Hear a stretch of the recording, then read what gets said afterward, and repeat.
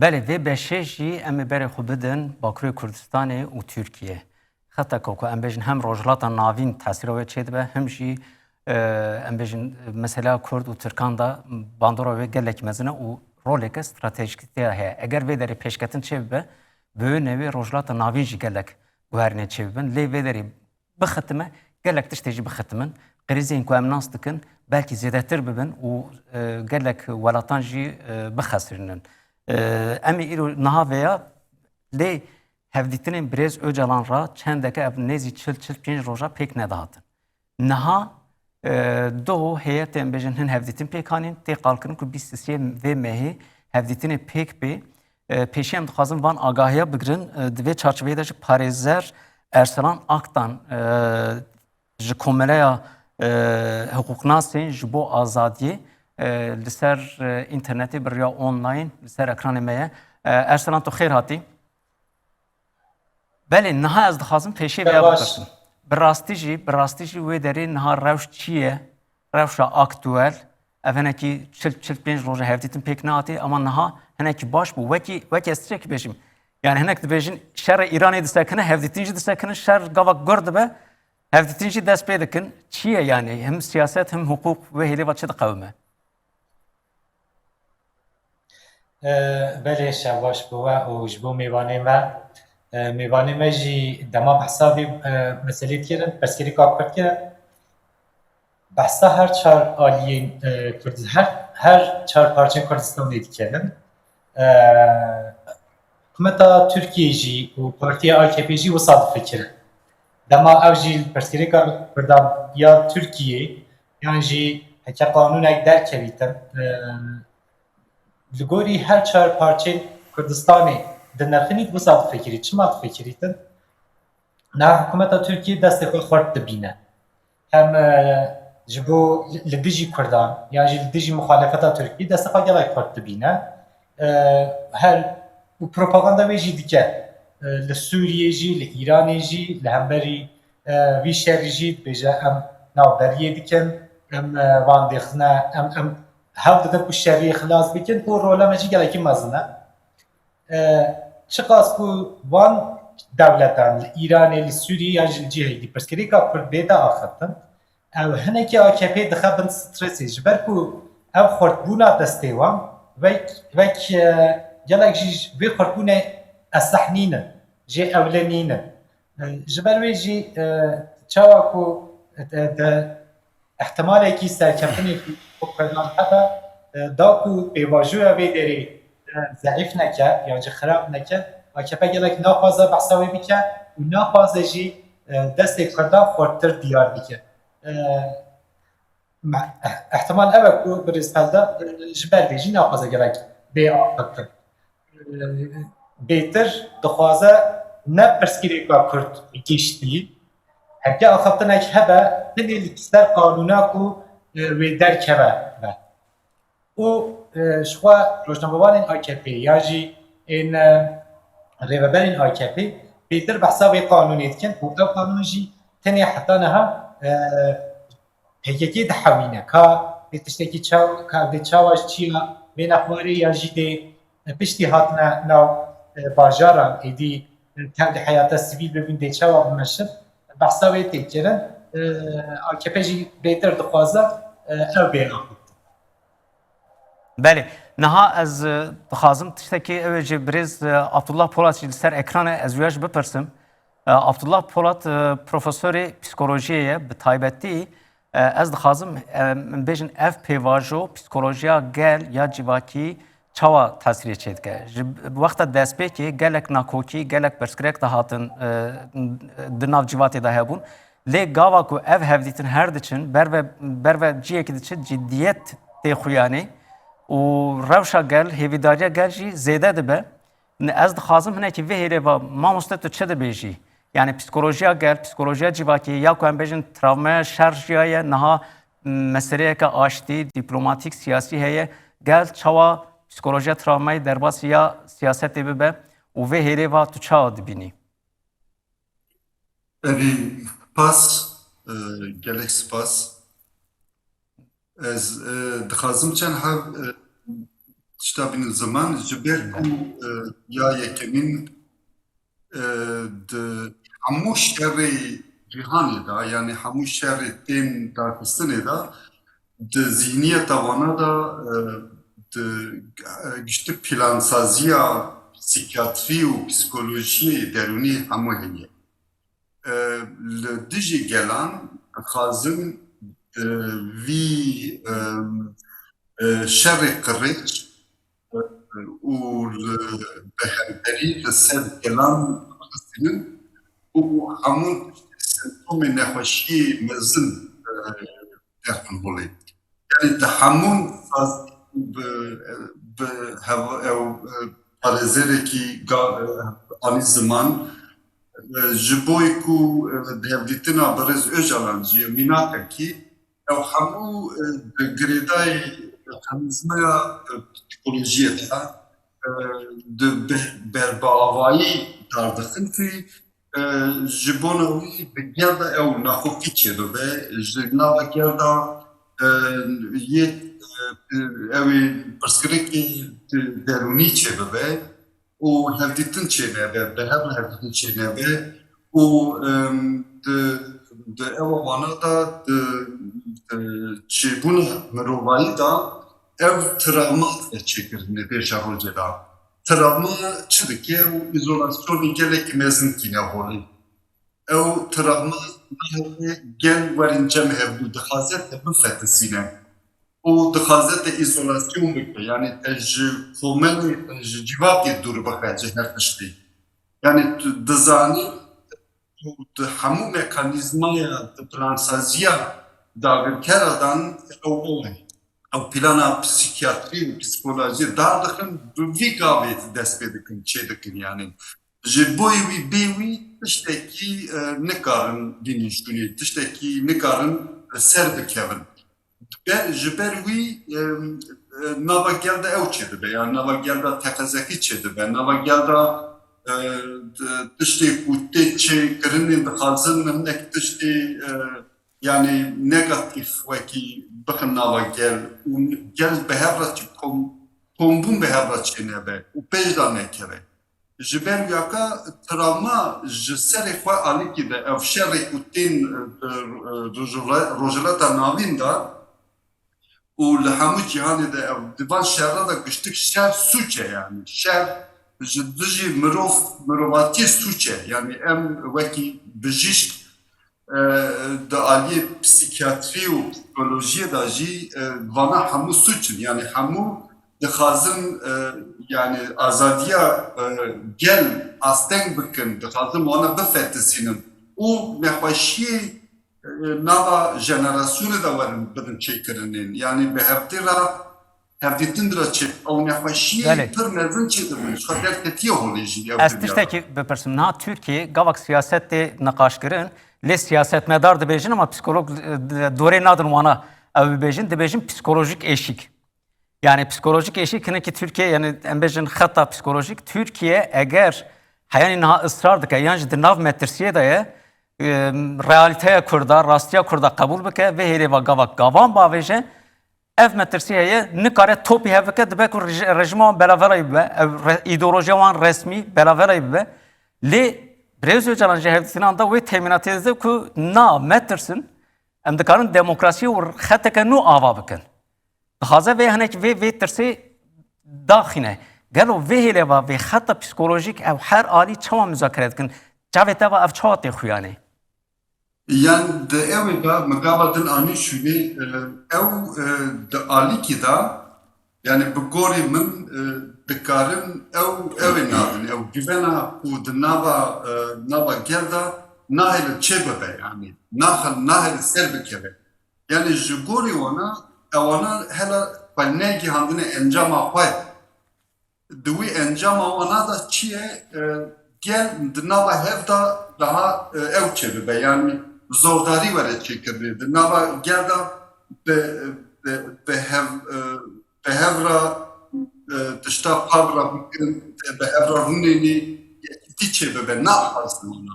Ew çaxa tiştê ku anî ziman wekî demokrasî wekî pêşerojê da strateji nû were şûnê û bona ku evekî çêbibe yani çareserî were çêkirinê wana hera negîştine ew encama xwe yani di gorê wana ew daha dixwazin gel daha ji ew ji bixin xarê yani ji ama- bixin binê ew xwe gel daha nekete binê destê wana bin yani. Ama veya bakın burada puçbunek heye.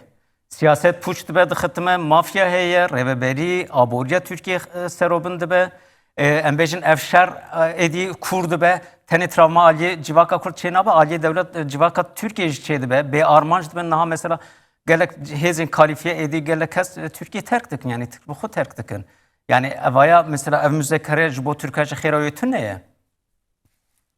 Rast e, lê ji ber wî tiştekî yani di nava ev di nava psikolojiyê da ketine nava astengîkî herî mezin nikarin ji navê derbikevin yani çareserî nabînin ji wan re çareserî nîne yani ew wan nîne nikarin ji ber ku gelê Kurd di her aliyê da tiştê xwe dîsa tîne li ser nîgayê û di polîtîkê de ser nîgayê gel ser nîgayê û nikarin giştika bifetisînin yani bi hêviyê xwe daxwestinê xwe her tiştê xwe bixwitînin ziman her daîma.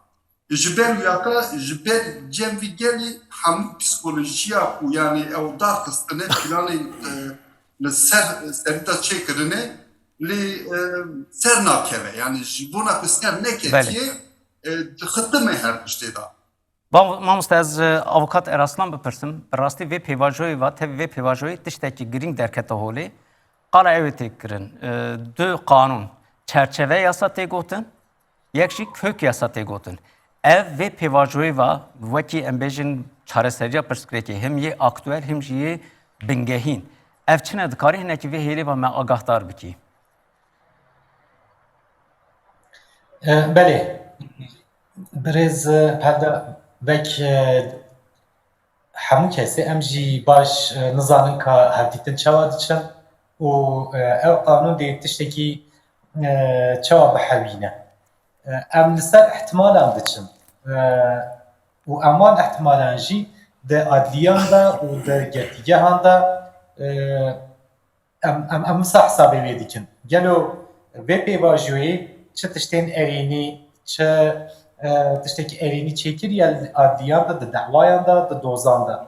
Heta niha mirov nikare tiştek erênî bêje ji ber ku dewayên berê ên ku gelek pêşiya pêvajoyê jî hatiye vekirin her wek propagandaya PKK yan jî endamtiya PKK ev hêj dimeşin û di wan de hêj jî biryarên gelek antidemokratîk tên dayîn. Qada siyasî PKK wek rêxistinek münfesîh îfade diket lê ev îfade jî hêj nehatiye adliyan da hêj wek rêxistinekî aktif dibîne dozger û dadger wisa bînin û wisa jî ciza didin. Wekî din di girtîgehan de jî tahliyên gelekan hûn jî dizanin ev gelek nûçeyên wê jî derketin tahliyeyên gelek girtiyên PKK ên gelek kevin ên sih saliyên xwe xilas kirî tahliyên wan jî tên asteng kirin. Birêz perde ev tahliyekirina wan mafek wan e ew bi pêvajoyê ser neketiye yan jî paş te neketiye ji xwe piştî 30 salan divêt ew hatibane tahliye kirin ya ku dihat tehmîn kirin û dihat hêvîkirin ew bû ku piştî behsa pêvajoyê hatiye kirin ev hêsantir bibin. Ji ber ku li dijî wê seknek hebû li dijî tahliyê wê seknek hebû desteyên girtîgehan hene bêjinê desteyên îdariyên girtîgehê wan heta niha tiştek dikir hincet û digotin em hê jî jê bawer nebûne ku ev girtiye ka di derûniya xwe de jî ji partiyê ji rêxistinê dûr ketiye yan ne. Belê. Vêja bi vê jî her taqliyeman texîr dikirin. Niha Baş e piştî ku PKK xwe fesih kirî û dazanî jî niha pêde çalakiyek wan jî nabe. Ev hincet dîsa çawa her û her tê bikaranîn. Piştî biryara PKK jî, piştî gotinên Birêz Öcalan jî, ev hincet hê jî hat bikaranîn, hê jî tê bikaranîn. Ev riskekî gelek mezin e, ev visa wek min gotî em tinê texmînan dikarin bikin ji ber ku çi tişt ne zelal e, li gorî wan texmînan jî qanûna ku wê derkeve em hêviya me ji bo wê jî gelek zêde nîne. Belê niha Tinê hêvî jî belê. evaya mesela devletê ye. Profesör Abdullah Cani ziman got devlet em bêjin nikare hin gavan baje ji ber ku hûn pirsgirêkî wêne nikare heyen wana çareser nike nikare wê xeta psikolojik derbas bike û xwe bawer be gavan babêje. Lê belê niha ev qanûna çarçove û qanûna bingeh kok qanûnan ji qanûna bingehîn bêhtir pêşniyara siyaseta demokratîk e. Yani gerek em veya bizanibin ya çarçove hinekî dixwaze em bêjin pirsgirêkên aktûel yên niha tu daha tînî ziman riya wê bê vekirin ya dinê jî ya bingehîn jî meseleya dîrokî ya Kurdan hin mafê Kurdan hil de temînatê û êdî rêyeke demokratîk vebe ev jî hinekî devlet sistema devletê jî biguherîne. Wek hukuknas tu vê pêşniyarê çawa dibînî evaya hinekî rêve bike eger devlet jî bawer bibe û hinekî cesaret bike vê hêlêva gavan bavêje ev çerçeve yasa û qanûna bingehîn gelo rêve bikin. Wek min gotî hêviya me gelek zêde ne birêzpelda lê di qanûna propagandaya PKK de propagandaya rêxistinê de 2019 qanûn her wekî xwe sekinî lê tenê tiştek lê îlave lê zêde kirin û di vê zêdekirinê de jî gotin heker rojname wan wek xeberdayînê tiştekî binivîsin yan jî di torên civakî de parve bikin divêt ew wek propaganda neyê dîtin û ciza neyê dayîn. Tenê vê zêdekirinê jî gelek tişt guherandin. Di dewayên wisa de, di dozên wisa de me gelek biryarên beraetê jî standin. Ev tenê hevokek bû lê zêdekirin û vê jî guherînek çêkir. Ez naxwazim dîsa wek min gotî hêviyê zêde bikim, ez xwe jî hêviyê gelek zêde nebînim lê wek destpêk naveroka qanûnê her çi be heke li gorî vê pêvajiyê qanûnek bê çêkirin ew ê destpêkekî gelek baş be. Helbet ew zimanê Kurdî û tiştên dî nahewîne, em jî dizanin nahewîne. Bêtir behsa hatina endamên PKK tê kirin û qanûn jî li gorî wê de bê dîzayn kirin. Lê ev jî dibê destpêkekî baş be piştî wê belkî li gorî hereketên civakê jî, li gorî xwastekan û li gorî axaftinên her du aliyan jî belkî lê bê zêde kirin. Lê wek destpêk naveroka wê her çi be, heke gelek neyînî nebe, qanûnek derxistin helbet ji bo mesela pirsgirêka Kurd jî û ji bo demokratîkbûna Tirkiyeyê jî bê gelek baş be. Belê. Mamosta Abdullah ez pirsekî dîsa te bikim pişra me vegerin stûdyoyê. Niha ev qanûnê ku em lê dinêr mesela qanûn pêşniyar siyaseta demokratîk em bêjin zêdetir aktif e. Hem diçe hevdîtina pêktîne. Hem Birêz Öcalan raya hevdîtina pêktîne. Birêz Öcalan pêşniyarê xwe em bêjin raya gel ra digihîne. Her çi qasî gelekten astengî hebin jî. Dîsa em bêjin sazûmaniya xwe pergala xwe nû dike.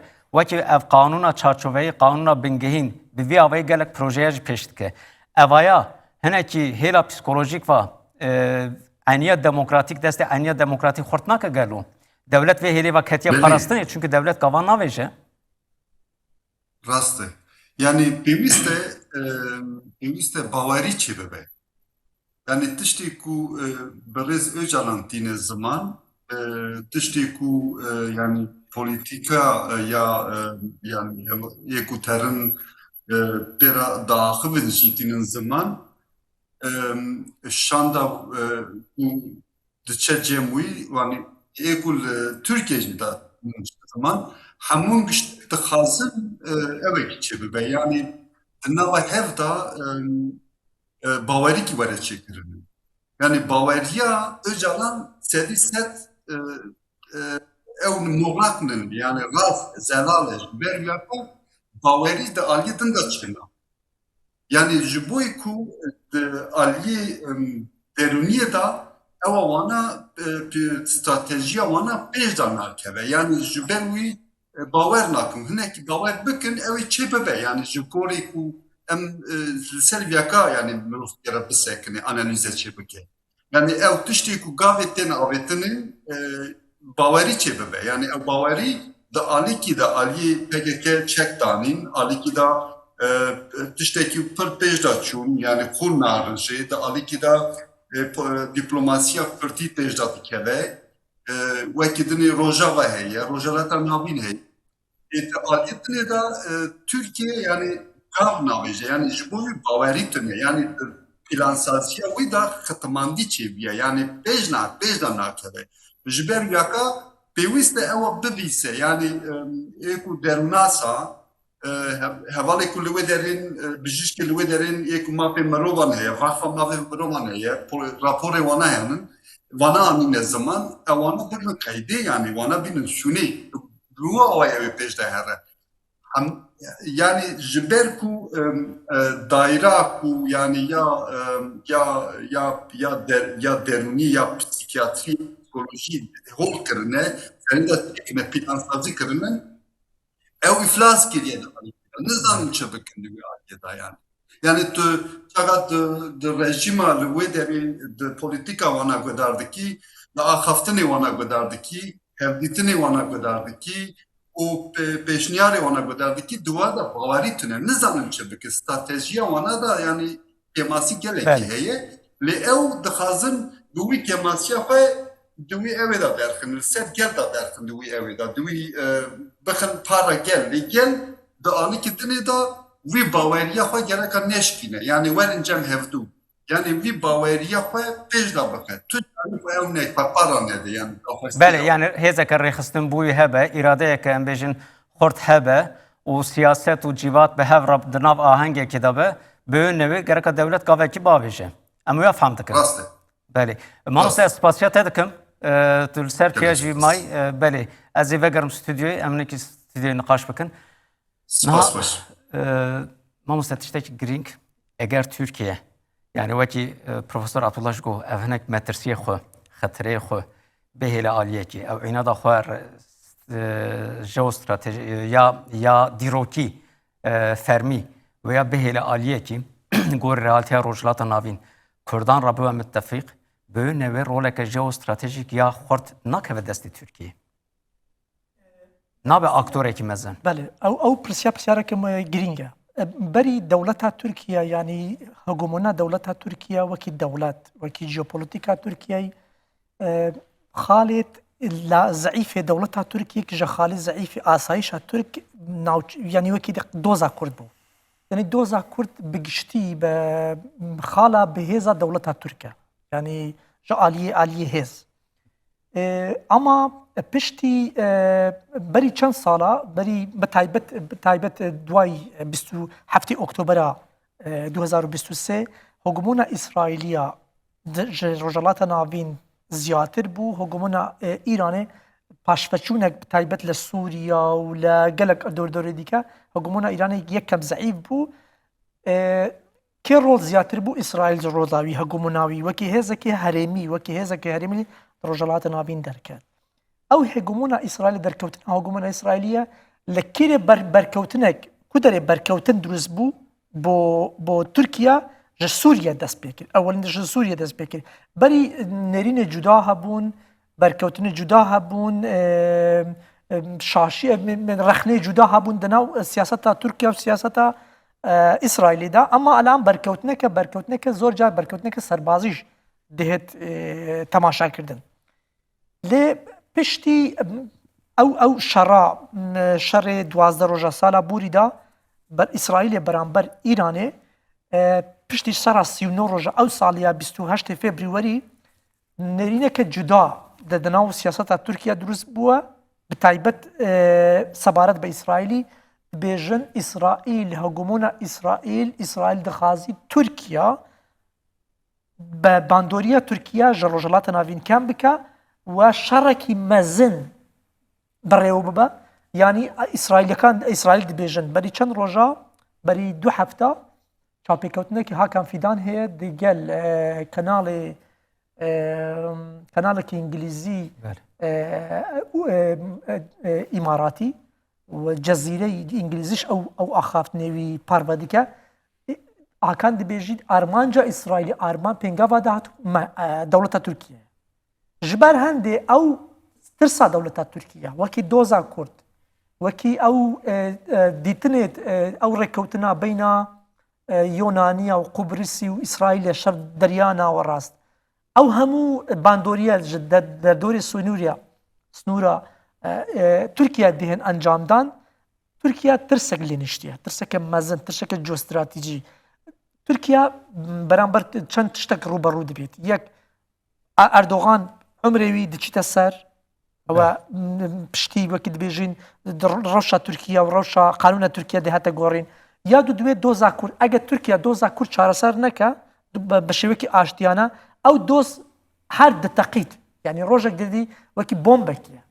Ji ber hendê dewleta Tirkiye, kûraiya dewleta stratîjiya dewleta Tirk bê doza Kurd, bê çareserkirina doza Kurd natwanî Tirkiye bibîte ew hegemoneka navçeyî û bandoriya xwe ziyadtir bike.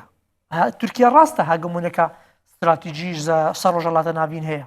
Ama ji navxweş de wekî pizgirêka Kurd, pizgirêka gelek aliyê dîke çareser nekirine. Ji ber hendê dewleta Tirk benêrîna min eger pizgirêka Kurd çareser neke yani ew hegemonawî dikewîte metirsî û İsraîlîş êsta Tirkiye li berî İsraîl hatîte der. Yani dijayeteke eşkira heye. Ew dijayetî bi eşkira bûna vê hegemona İsraîlî û vê hegemona Tirka berkewtinek dûrîz bûye. Li ber hendê eger doza Kurd bête çareserkirdin yani pêvajoya aştî li Tirkiye benêrîna min pêvajoyeke mezin e. Benêrîna min. Çûka deriyek bo Kurd ji dikete bêşar.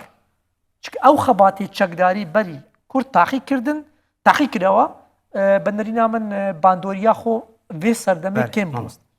Cemal, niha beşa yekemîn dawiya da meqala vêya kir. Me got Kurd êdî rêyeke din jî diceribînin dîplomasiyê. Niha em lê dinêrin Rojhilatê Kurdistanê partî hatin ba hevdu konferansa li Brîtanyayê gelê em bêjin ahenga xwe rengê xwe kêm û zêde nîşandan. Yani rêya dîplomasiyê de ısrar dikin.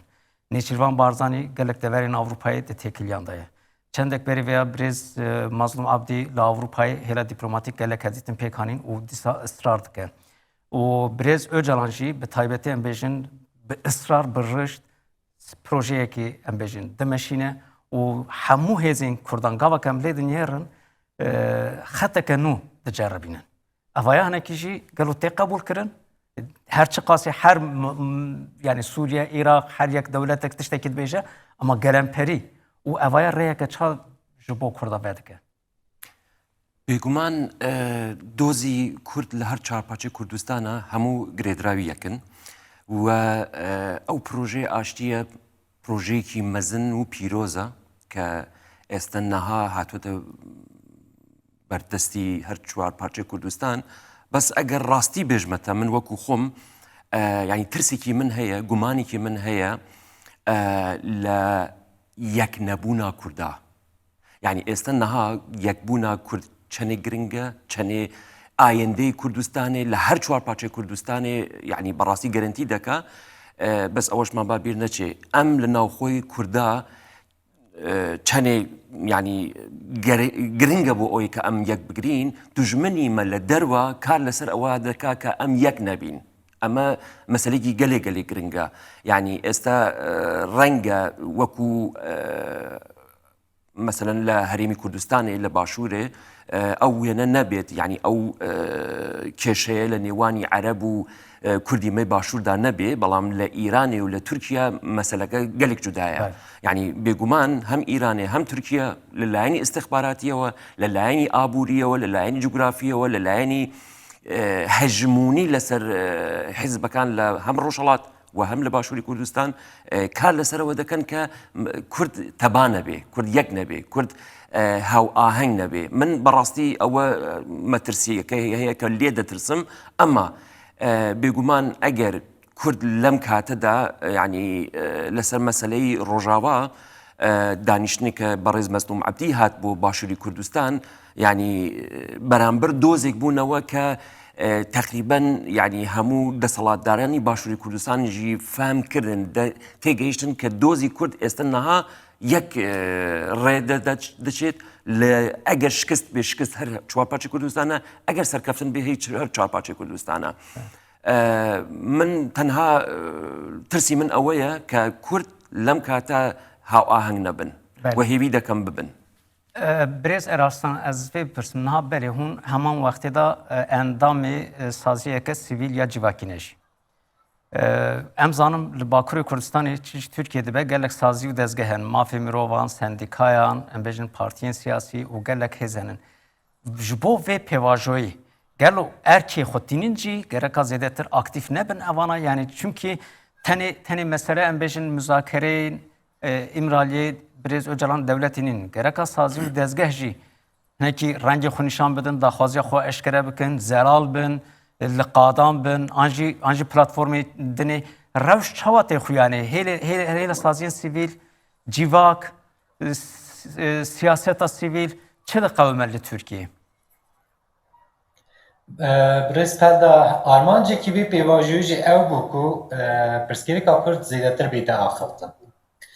Destpêka pêvajoyê de jî ew dibe 2 sal, destpêka pêvajoyê de jî ev axiftin çêbûn. Li her aliyan de behsa pirsgirêka Kurd hate kirin.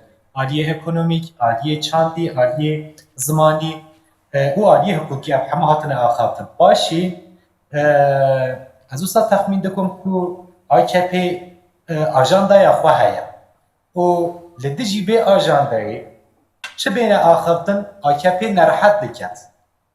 Naxwazîtim tiştek ji bilî vê ajandayê yan jî li dijî vê ajandayê tiştekî herî biçûk ku vê ajandayê xerab ketin tehemûla wê çinîne. Ev bû asteng ku di nav civakê de jî di nav saziyan de jî pirsgirêka Kurd bête axiftin. Ev nêzîkî du mehberî niha gelek saziyên sivîl li Diyarbekirê civiyan lê gelek min gelek jî ecib hat min şopand lê ez ne bawerim ku bi heqê wê pirsgirêka Kurd hatibe axiftin ji ber ku nezelal bûn li gel wan jî heye. Ev jî baş nizanin ka çawa dê meşît û dê çawa bi encam bîtin ev axaftinê kêm diket. Ev riskekî gelek zêde ye.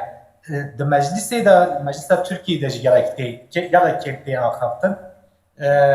Ji ber ku AKP partiyekî gelek mezin e û MHP jî şîrîkê wan e ev ji xwe zêdehiya meclisê destê wan de ye.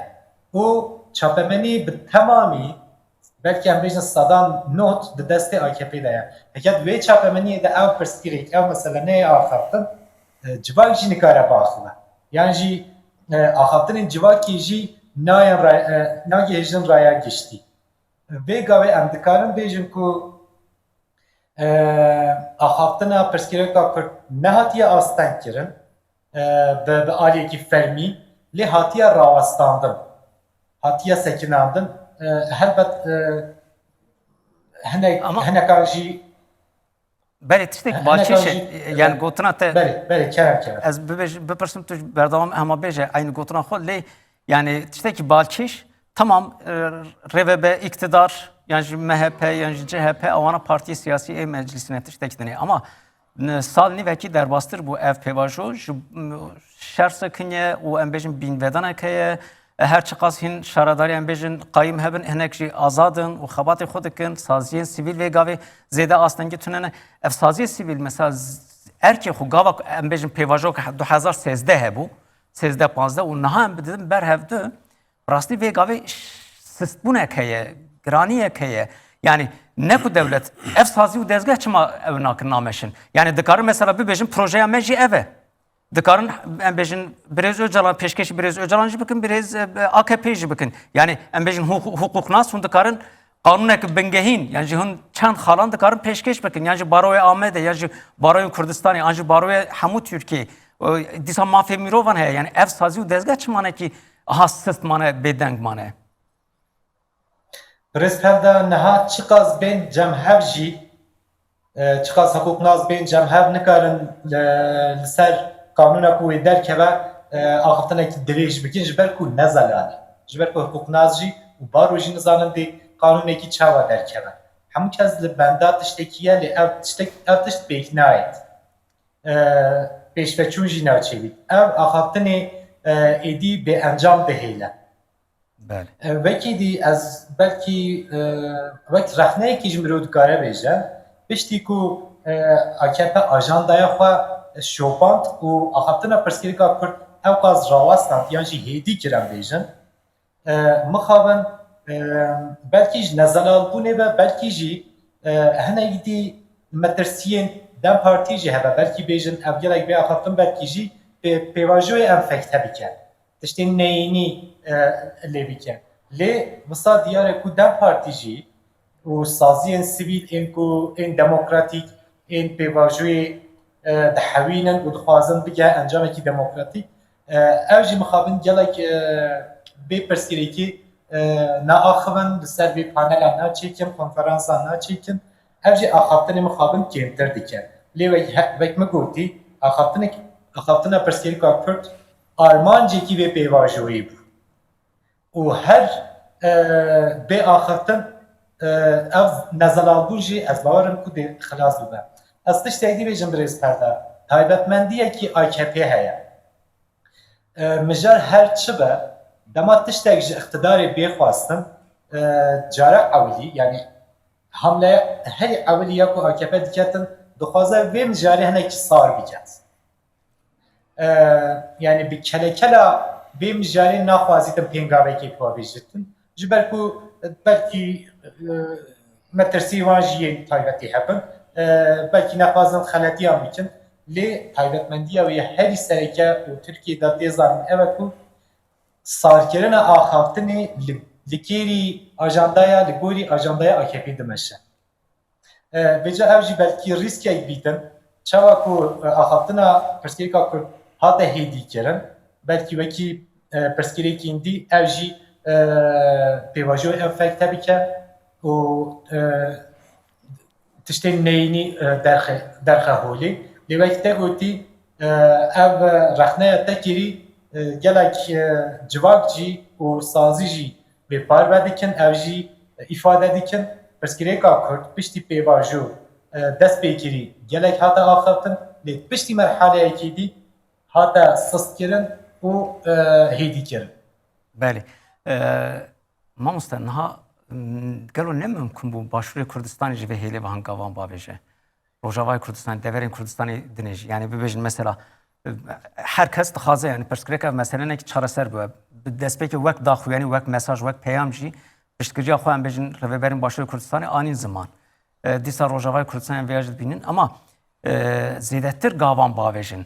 Di rojevê de bigirin, wek riya think tankan em bêjin niqaş bikin û Tirkan dawet bikin vê mijarê bînin ziman. Ne tenê mesela em bêjin serokê îstixbaratê bê hin tiştê veşarî ama bi raya gel re bêjin berê em pirsgirêkê riya demokratîk, riya qanûnî dixwazin çareser bikin. Vê hêlê ve millê Kurda li hemû deverên canî dîsa Avrupayê wek hûn jî dîsa saziyeke sivîl re em bêjin dixebitinin semîneran didin hêla ziman falan yani vê hêlê ve gelek Kurd gereka destekariyê ne de vê pêvajoyê ji ber ku wê derê gelek dişxetimiye hem demografiya Kurda wê derê zêde ye hem Türkiye em bêjin tenê müdaxilî Bakur nîne Başûr Rojava Rojhilat gelek devera müdaxile dike endamekî NATOyê wê derê mesele bê çareserkirin hemû deverê din rajî dibe numune ewlehiya hemû Kurdan çê dibe. Di rastî de ew babeteke girîng e yanî wekî tu bas kirî yanî têkeliya Tirkiye digel Başûrê Kurdistanê têkeliyeke ziyatır têkeleke emnî û têkeleke siyasî û ji aliyê dîplomasî ji aliyê hezbî derneketiye yanî ew waqîeke dîfaktûyeke li Başûrê Kurdistanê heye. Lê ew têkeliya civakiyan têkeliya meselan ew ke cenabê te dibêjî think tank di nav Başûrê Kurdistanê û Bakurê Kurdistanê rewşa pêvajoya aştî hên nîqaşkirdin giringîya wî dikiret ama ji aliyekî biçûk dikiret bi taybetî ew pêvajoya aştî زیاتر روکارێکی میدیایی هەیە ینی وەکی لە میدیا ئاخافتن دەکرێت ji aliyê hizbî û ji aliyê stratejîk kemtir ew axaftin dikirê ama pêvajoya aştî bandoriya xwe ser Başûrê Kurdistanê heye bêguman bandoriyeke mezin ser Başûrê Kurdistanê heye li ber hendê ji ber hendê Tirkiya wekî hêzekî berdewam şarker li Başûrê Kurdistanê bi hokara bûna PKK û çalakiyê PKK li Başûrê Kurdistanê dixe. Yani armancê xwe ne bi tenê PKK, armanca gorîna dîmografiya Başûrê Kurdistanê ye, armanca şûtandina daristanê Kurdistanê ye, gorîna sinûr, dîmografiya, yani Tirkiye ji her aliyekî bi tenê yani Bakurê Kurdistanê û Rojavaya Kurdistanê ziyan nekirîne destê Tirkiye. Başûrê Kurdistanê mesela de sala borî de nizîkî 500 kes ta 600 kes ji aliyê balafirê Tirkiye û spaya Tirkiye li Başûrê Kurdistanê hatin kuştin. Ji ber hendê ev pêvajoya aştî, prosa aştî, bandoriyeke ser mezin ser ewleyiya Kurdistanê heye, ser bazarê Kurdistanê heye, ser asayîşa siyasiya Kurdistanê heye, ji her aliyekî dîke. Ama ew pêvajo li Başûrê Kurdistanê bêhet nîqaşkirin ji aliyekê stratejî, ji aliyekê hêzirî gavê gavê tiştekî wisa nebû, yani wekî tiştekî konkrêtî. Hebû li astê şexsî, li astê kesiyetî hebû, li astê mîdya hebû, ama ji aliyê think tank, ji aliyê sazî ew tiştek tavê gavê niye. Lê ew boçî lazim e me berî bernameş mamosta gote, yani ew têkelî di nav beşê Kurdistanê girîng e bo me. Nek ji aliyê siyasî û ji aliyê nifûza siyasî, ji aliyê hegemona siyasî, belkû ji aliyê ew têkelî bo me ji aliyê civakî, ji aliyê çandî, ji aliyê hunerî, ji her aliyekî dîke bo me ew girîngî ye, ew yeketîka ruhî di nav parçeyê Kurdistanê hebî. Ji aliyê dîplomasîş, ji aliyê siyasîş renga xwe, yani rengdanewe dirûst bikin. Ji ber hendê bo me ew pêvajoya aştî bi taybetî ke bandoriya xwe ser Rojavayê Kurdistanê û Başûrê Kurdistanê yekcar zor e. Ew çalakî serbazî elan kêmtir bûne, wekî berînîne. Yani Daristanê Kurdistanê, Kiştûkala Kurdistanê, her ciyekî Kurdistanê lê dixist bandoriya xwe ser bazarê Kurdistanê û ser prosa ewleyiyê li Kurdistanê hebû. بله مامۆستا عەبدوڵڵا ez tiştekî tenê bipirsim êdî ez ê spasiya xwe te bikim niha me tiştek dît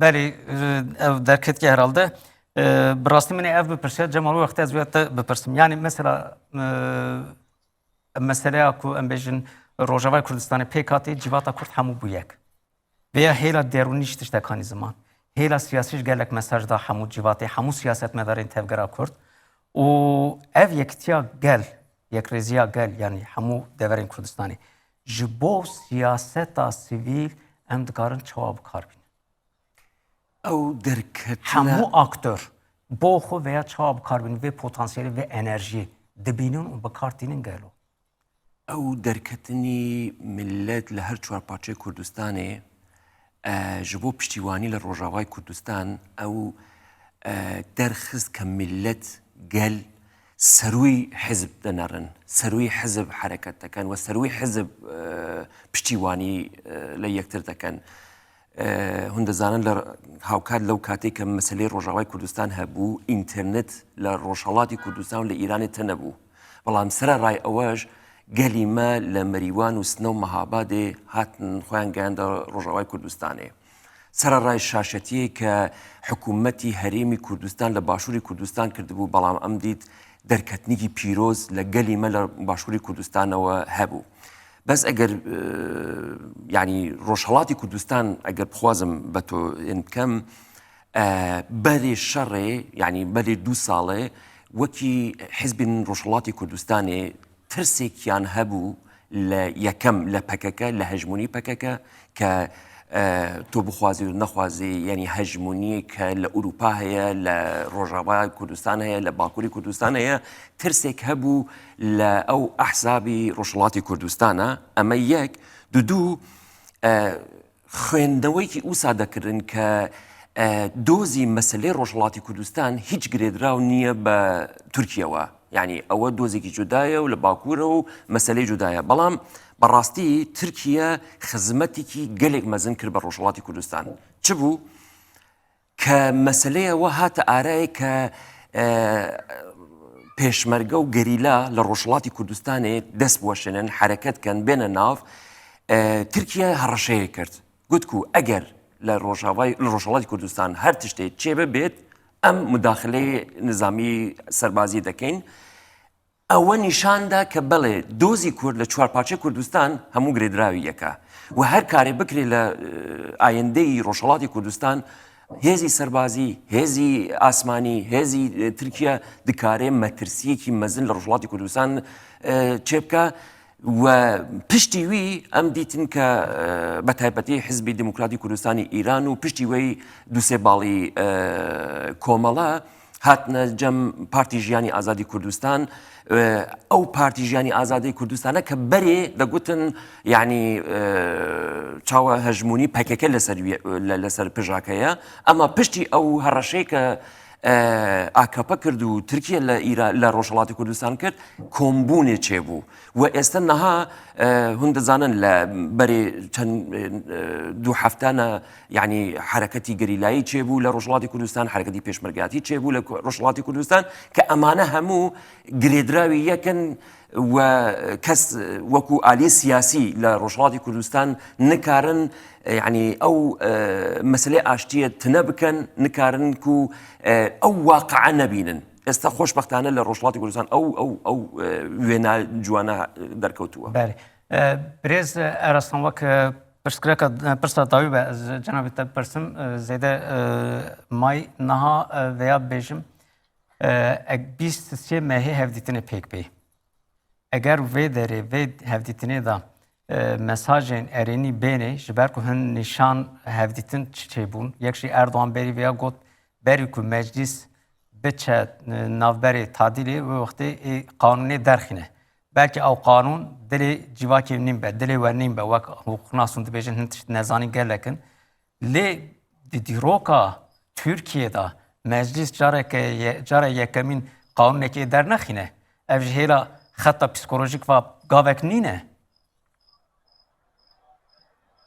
helbet gaveke helbet gelek girînge vek me vê gavê jî got naverok wê em jê esehnînin lê vê hişbûna AKP hişbûna hikûmetê hêvî hinekî kêmkirin ji xwe ev jî li gorî ajandaya AKP dimeşe dema behsa qanûnê nû dihat kirin helbet hêviyê gel jî gelek zêdetir bûn vê bêdengiyê hêviya gel jî êxist hêviya me hukûknasan jî êxist me hingî got belkî hevceyê qanûnekî ji nebe girtiyê ku 30 sal di girtîgehan de derbas kirine bê qanûn û tinê bi atmosfer ji ber ku atmosferekî erênî pêk hat belkî êdî em bikaribin wekîlên xwe jî girtîgehan êdî derxin lê ew pêk nehat wekî dî me got tenê navê vê prosesê jî belkî hinek dewayan bisekînît yan jî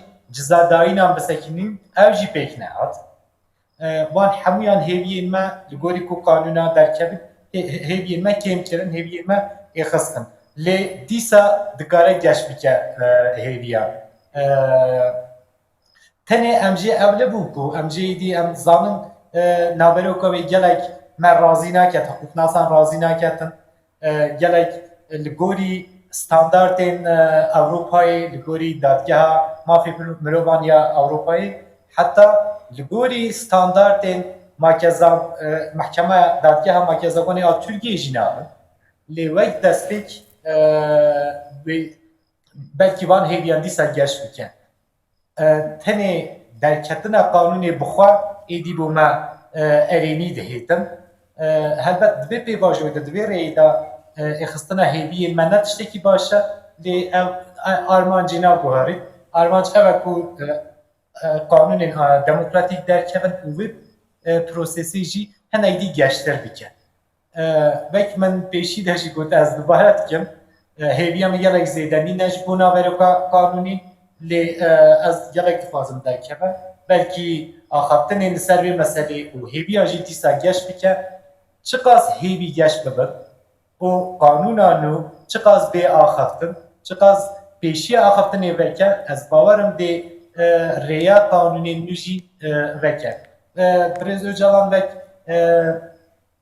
kök qanûn yani koka qanûnê îfade dike hikûknaz jî wê vek çerçeve yani qanûnekî müstakîl a tinê ji bo vê pirsgirêkê dibînin û dinirxînin heke qanûnekî müstakîl ji bo mijarekê derkeve ev ehemmiyet û girîngiya vê mijarê jî zêdetir dike بله. هر ارینی هر نیینی به بله. کتنا وی بخوا دیسا به مجاری زیادتر دی که گرینگی وی زیادتر که جبو وی باش بن. بله پارێزەر ئەرسەلانەها گەرەکان vêya baş bizanibin qanûna şer yani realiteya şer û tunebûna şer her yek qanûnê civakî hêla qanûnê civakî ve em bêjin ev rêyeke baştir e ya siyaseta sivîl ji bo hûn jî zêde aktif bibin civata me jî belê ji bo beşdariya we ez spasiya we dikim Doktor Huner ez beşdariya ji bo beşdariya te spasiya te dikim Cemal dîsa ez ji bo beşdariya te jî spasiya we dikim em hatin dawiya bernameya xwe hefta tê em ê dîsa bi dosyayên nû bi mijarên nû û bi mêvanên nû pêşberî we bin heyan wê wextî bin di navê xêr xweşiyê de û xatirê we